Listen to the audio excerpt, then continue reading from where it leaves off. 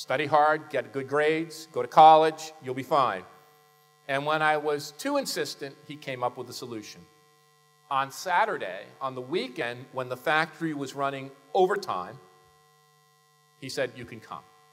And we would go, and we'd take a long drive along the Passaic River all the way down to this gigantic manufacturing community. It's gone now. In Newark, New Jersey.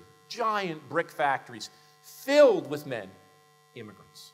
And my dad knew enough Italian to talk to the Italian workers.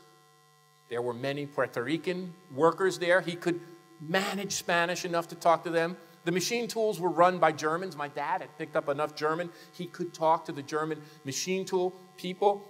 And I couldn't believe the factory, humming with activity, the noise of the machines, the clanging, the banging, the wheels, the gears.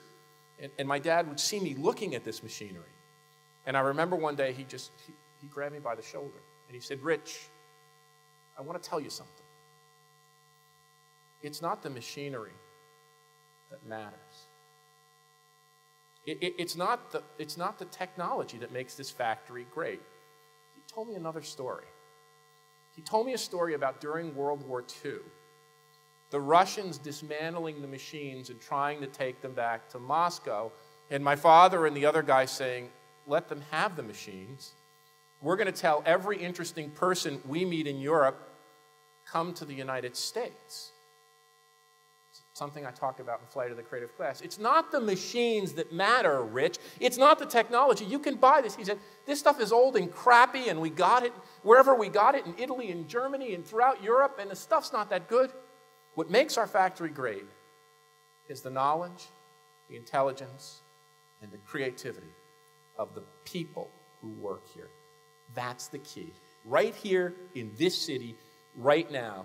You know, the world doesn't need another model of a Silicon Valley high-tech community. It doesn't need another model of a financial markets hotshot New York City or London or Hong Kong.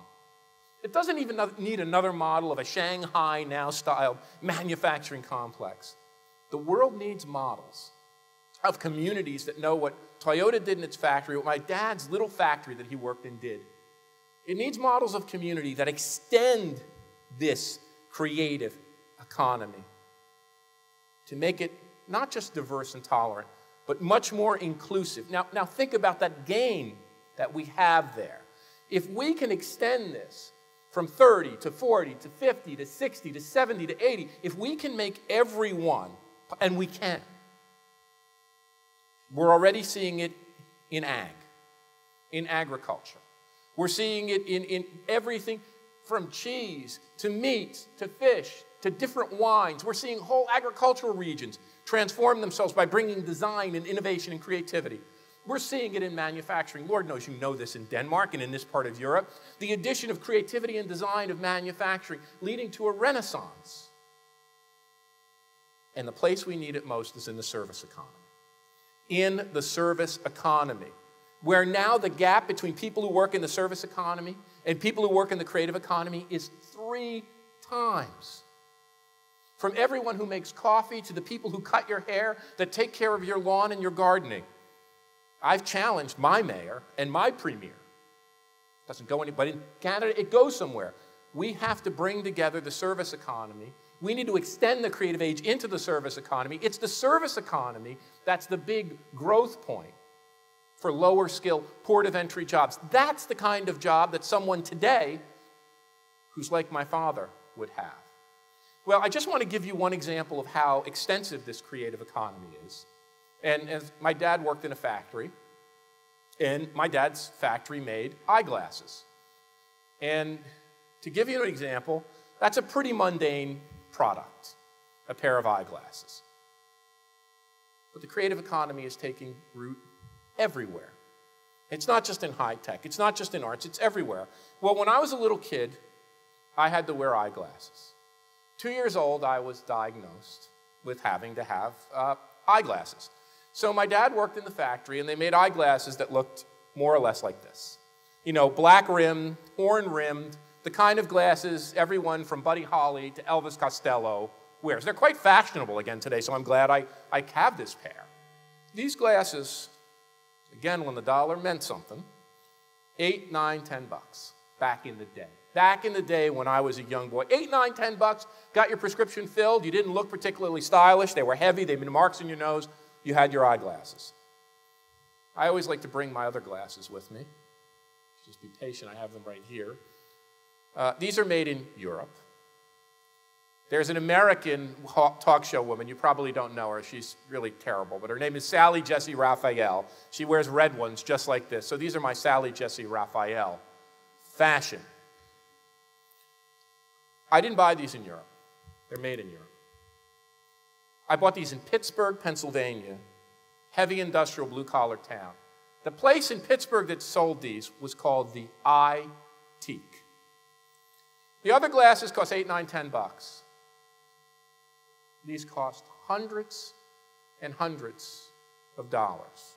You know, you live in Denmark. You know what design goods cost.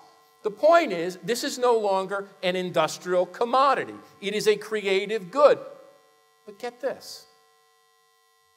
There's less material in this eyeglass than in the old ones I have here. This is made in a highly automated factory. There's less physical labor, much less. There's less material and less physical labor. So as luck would have it, I'm giving a talk in Antwerp. And I'm talking about my eyeglasses. And they're made by a Belgian guy, company Theo. He's in the audience that night. So he comes back, he rushes back. Thank you for showing the red glasses. It's fantastic. Can I see them? So I open the case. And my case says, Theo loves you. He said, oh my God, Richard, you have the wrong case. Your glasses are magnesium. They should read, Theo really loves you. And at that moment, I realized what I was paying for, right? The love and affection of my new friend, Theo. There's a reason he loves me. But I'm not paying for his affection, and I'm not paying for material, and I'm not paying for labor costs. I'm paying for the creativity that went into the design of that eyeglass. And as we rebuild our communities, and as we extend from creative class to creative economy to creative community to creative society, we have to increase the ability of people to participate. That's the challenge of our time. And that's where you, in Scandinavia, in Denmark, in Vejle, have such an important thing to help us with. You know that. You know that better than anyone else. You built the model of a just, egalitarian, the measures of happiness, well-being society. But we're stalled. All of us are stalled. In the United States, in Canada, in Sweden, in Norway, in Denmark, in Europe, we're stalled because we're still stuck in the industrial age. The key to the future has to be an economy where every single person can participate fully, use their full talents, and express their true selves. Which brings me to my second point. And this is why I talk about the 3 T's. If you're going to build an economy of the future, everybody says the first T. Oh, well, yes. If you want an economy of the future, you need more technology. Duh. Of course you need more technology. We live in a technology age. It's a necessary but by itself insufficient condition. I add 2 other T's. You need to have talent. You need to have talented and creative people engaged. You need to have them excited. You need to have them wanting to be in your community. You know, Denmark ranks 6th, and I talk about this in Flight of the Creative Class, 6th on my Global Creativity Index. It's one of the top performing countries in the world. But 4th in the creative class and 3rd in talent. 3rd in the entire world, well ahead of the United States.